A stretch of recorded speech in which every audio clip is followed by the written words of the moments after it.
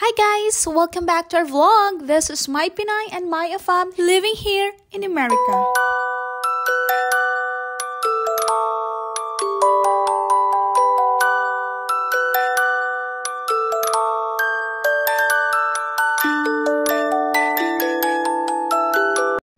So guys, pupuntahan ko lang yung mga properties namin. Titingnan ko lang kung napakarami kasing yung Airbnbs kasi namin guys, yung rental houses namin is fully booked for this month. So, every 3 nights, yung nag-check out is, they stayed for like 1 week guys. So, nag-check out na sila today and then somebody's coming. So, sabi ng cleaner namin is okay na daw yung house, ready na, na-clean na niya. Pero, sometimes I will just visit there from time to time. Alam mo yun, kasi gusto kong sigurado. Iba na yung sigurado tayo, di ba? Alam mo yun. So, tara, samahan niyo ako.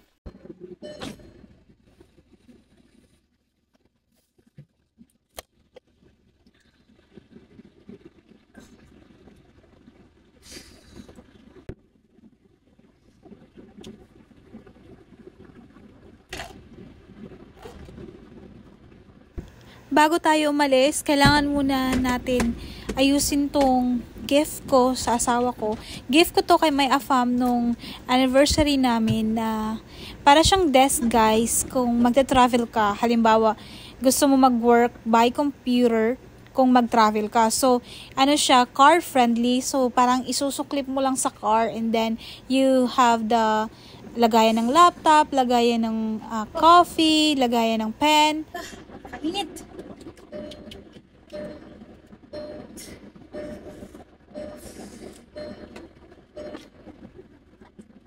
Napakalaking tulong talaga nito nung simula nang kunin ko to para kay my Afam.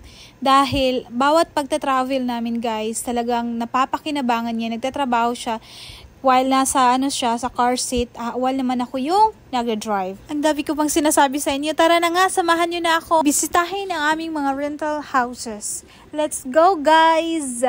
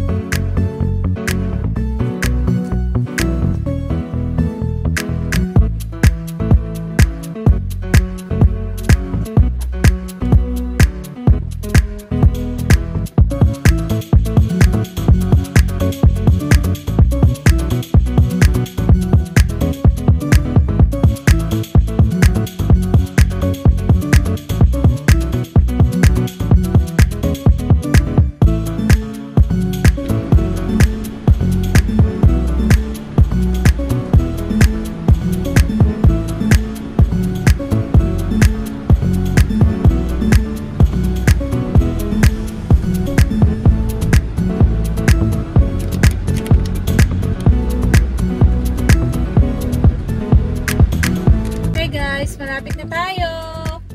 So, isang liko na lang dito, nandun na tayo sa bahay na yung malaking bahay na may 4 bedroom and 2 bath. So, dun muna ang una pupunta natin ngayon ay yun muna. Kasi dalawang properties na yung isa may na mag-check-in na tapos they're staying for a month. Tapos itong isa, yun yung sabi ko sa inyo na mag-check-in. Palang yung iba kasi nag-check out na yung the rest na guest. So, lapit na tayo. Isang banda na lang dyan, oh. Lang guys, probably mga 6 minutes away from the house. So, lapit na tayo dyan, no? And I'm also, alam mo yun, tumitingin din ako ng mga bahay. Napakarami kasi mga bahay dito guys na tinatayo nila guys. Alam niyo yung mga bagong bahay na paupahan. Tapos, kasi, di ba nga, tumitingin tayo ng bibilhin natin. Chares. So, alam niyo yun, mas maganda, mas marami tayong investment. So, every time na, alam mo yun, mag-drive talaga ako, tumitingin talaga ako sa street. Tinitingnan ko yung mga tao ba, yung mga bahay na bago, or mga bahay na baka may, alam mo yun, yung selling ba. So, bago nga pala tayo makarating sa bahay is may madadaanan tayo na school. Ayan yung school, guys. So, kailangan magdahan-dahan tayo dito. Ayan yung school. So itong properties namin dito guys na isa is like safe, sobrang safe talaga to dito kasi may police gym doon, tapos may school. So talagang talagang okay to para sa mga tao na gusto magstay sa aming properties. So ito na, nakarating na tayo. So ayan yung bahay namin guys. Wait lang ha, magpa-park lang ako.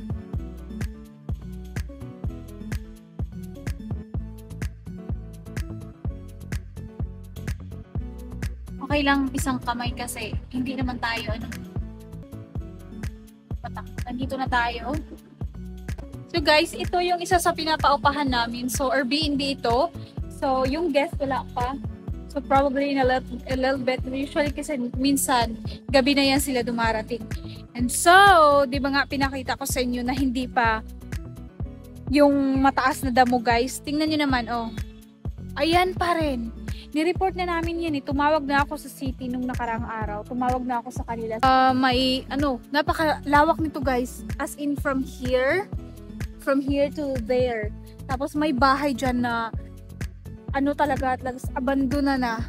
So, wala na yun. Inano na ng city. Kumbaga, inano na nila parang dinestroy na nila kasi nga na yun for how many years. Tapos gutay-gutay ang pangit na tingnan. Dito kasi sa Amerika guys, kapag ka merong mga bahay na alam mo yung sobrang pangit na tingnan, inaano nila guys, dinidestroy talaga ng city ha. Yun talaga yung law nila. Kasi pangit tingnan kung nandun ka sa city at sa town ng mga turista, mga ganun. So bawal talaga, meron silang inaano na law dito. So anyways guys, balik tayo sa mga sagbot. Tingnan nyo kailangan ko na namang tawagin kasi yung sheriff dito guys, tinawagan ko na ng nakaraan. Sabi ko na hindi na momow ng may-ari. So kailangan tong gapasin. So hindi pa nila na siguro mga by how many days maano na yan nila dyan guys. Meron nga palang silang sign na nilagay. Tingnan nyo guys. Ayun yung dito sa Amerika kasi guys, ganun. So kapag hindi mo, halimbawa yan yung responsibilidad mo, hindi mo yan na gapas, may ilalagay yung city, may ilalagay na ganito guys. Ito Ayan, City of Tupelo. Sabi dito, their property owner, the Code Enforcement Division has determined that the property identified below needs to be mowed or cleaned. Your property will be rechecked prior to the hearing date below. So meron silang ganito. Ayan ayan yung date, ayan yung kung kailan dapat mag-comply ka sa sinasabi nila na dapat mong linisin to. So ayan, salamat Lord, hindi na tayo tatawag doon sa kanilang department. Kasi meron na yan. So yung owner, sana nga, yung owner makita niya yan, tapos, or usually ini-inform na yan nila, tinawagan na nila, or email. So dapat maano na to dito. Kasi nga, mag-check-in yung guest natin doon. Tapos dito merong, hindi maganda talaga guys. Tapos baka sabi ko nga sa inyo, baka may mga ahas-ahas dyan. Ay, nako talaga. Ganun talaga ang magiging ang property owner. Kailangan hindi mo ma-overlook ang lahat. Kailangan alam mo yun. So, ayan guys, nakita na natin. So, uuwi na tayo ngayon. Kasi, naano na natin ang status. Okay guys, so ayan lang muna ang ating vlog for today.